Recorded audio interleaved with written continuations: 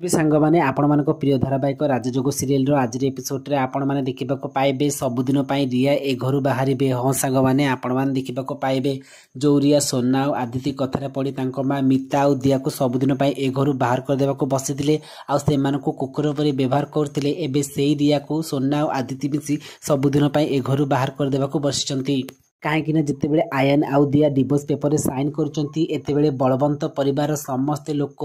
महांती परिवार लोक मान घर बाहर करदे कहते से माने मिता रिया और भौणी प्रिया को घर बाहर कर दौथे किंतु दिया ठीक समय आसी डिवोर्स पेपर साइन कर समस्ते कहीदे मु तो डिवोर्स पेपर साइन कर तुम समस्ते खुशी तेणुक मु आ मो परिवार समस्ते एठारे खुशी सहित रहा चाहूँ आमको कहीं भी घर बाहर करें आते रिया बुझी जाऊँगी जो मानक से अनादार करुला जो मानक से घर बाहर करदे बसुला से